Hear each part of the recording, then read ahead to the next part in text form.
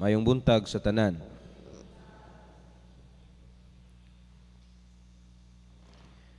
Ang di gyud ganahan sa Ginoo kana batang ikaw mo'y makapaangin sa tao nga malayo niya.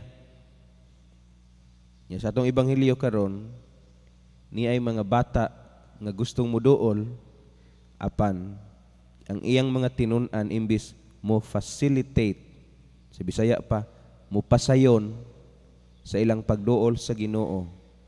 Sila man na hinuon nga nakababag.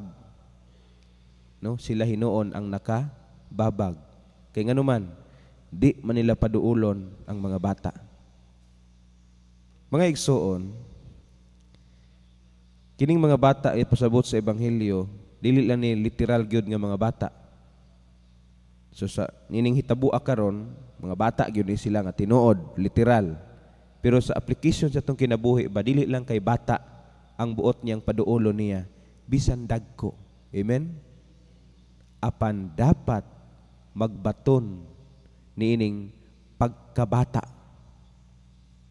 Kay matud pa sa Ginoo, ang dili mudawat sa paghari sa Dios sama sa usa ka bata, dili mahisakop niini. So ang iyang invitation for us is to become like little children. Kana bang unsa ka mahinangpon, ka excited, no? Ka masaligon, ka mapaubsanon diya sa pagdawat ugasa nga gihatag ngadto kanila. Ingon ana unta kita dapat. Munang ang atong Ginoo suko gid siya. Kay matud pa sa ebanghelyo, nasuko si Jesus. Kay nganong ang iyang mga tinun-an ni babag man ngang mga bata makaduol niya. Mga igsoon din sa atong parokyas katedral, daghang higayon nga gihimo nato kining apostolate sa pagpanudlo sa mga bata. So among gi-commend ang mga katekista o mga associate catechists nga isog nga misuong anang init nga tag 40 kapin, no? Degrees. Aron lamang makaadto, makaduol sa mga eskwelahan to teach children about our faith in Jesus, about our salvation. Lang giadto, no? Kada semana kini mga eskwelahan dinhi nga sakop sa atong parokya. Nya katong mga katekista nga walay panahon sa weekdays tungod sa ilang mga trabaho. Mga associate catechist usab mi voluntaryo kanang gitawag Sunday catechesis, no? Diya sa atong formation center aron tudloan ang katong mga bata na dili nanambong madomingo. Nya karong taod-taod muhimo sila sa ilang confession and first communion. Kay culmination naman nila sa ilang Sunday catechesis. Uban pa nato mga apostolate bahin sa kabataan. Kana, no? Pagpakita sa pagkamas sinugtanon sa atong parokya, dias tinguha sa Ginoo nga manudlo gayud kita kay nianang paagiha giluwas nato ang tao, no? Gikan sa pagkawalay alamag ngadto sa pagkadunay kasayuran, kahibalo bahin sa atong Ginoong Hesus. Ya kabado pug ko na doon na po yung mga ginikanan nga nagtudlo usab sa ilang mga anak bahin sa atong pagtuo. Usa ka na kapamaagi nga ni-facilitate kita kanila nga makaduol kang Hesus.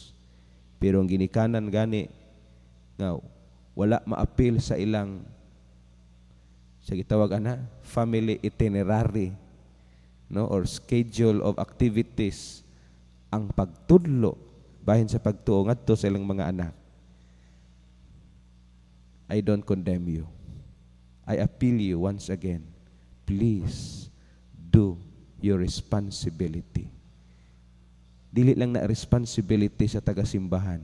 Since you are member, no, or members of this church of Jesus Christ, please teach your children about Jesus.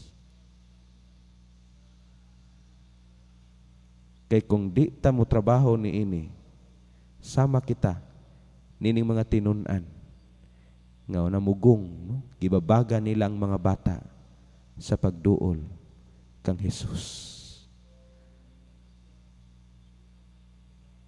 Sa among pagpakumpisal, usa sa among matikdan sa mga bata, di pa gyud anad nga muhimo, that is basic kanang sign of the cross. Magkabali-bali pa, no?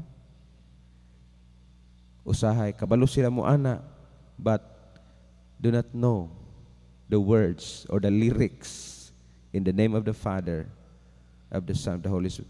Bisag mga dagko gani iguro mo ana, wa kabalo unsay words ana. Sa ngalan sa Amahan ug sa Anak ug sa Espiritu Santo. Amen.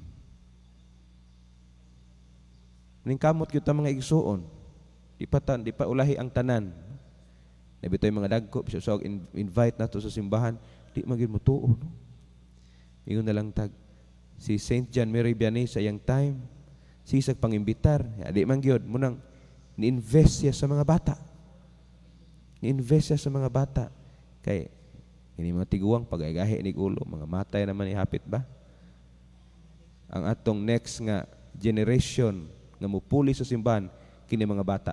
Kung gahi ni mga idaran karon, hala, basta giinbitar mo, di mo patuo, huwato na to ni mga bata, ato gyud ayon katekisis aron kung sila nay ma-convince sa ilang pagtuo, inigpuli ani nila, no, mamunga nigdaghan. Ni mo kunay gibuhat usab sa Mexico sa mga missionary, kay pagsulod mga pagano man galisod ang mga missionary unsaon la pag-convert, di man pud maminaw, nay maminaw pero dili daghan. Ang gibuhat sa mga missionary, nahimo silang friendly sa mga bata. Nya friendly man sila sa mga bata, muduol nila. Then they catechize, they evangelize the children. Moto, ang mga children pod nga naka-convince ilang faith, na evangelize sa ilang parents, sa ilang families. Ang uban nga di patuo, ang pasagdaan ra, basag giignan. Ang uban po mga parents nga nadani, nahimong Kristiyano, pero daghan ang wa. Pero nasa utok sa mga missionary, pila ka tuig ang mulabay, mga wala man yung mga tiguang. Pag banus sa mga batan-ong mo'y nga nadagko, nahimong Kristiyano ang Mexico. Muna nga, maningkamot ta, nga kini mga bata nato karon makaduol, makaila sa Ginoo. Ya kita mo mga dagko, maningkamot pud ta nga ang atong pamatasan, no? Mahimo unta kitang sama sa mga bata. Kay kung di kunta sama sa mga bata, kung magdinagko ta, di man ta masulod sa langit. Kay kanang mga dagko unsa man ang adult, garboso, no? Taas kay di gyud magpakan ba, magpaubos ka galingon. Munay dinagko, no, sa akong interpretation. Pero katong bata, but pasabot bisag og naay garbo pero paubos. O paubos sa kaugalingon aron pagdawat sa kabubuton sa Ginoo.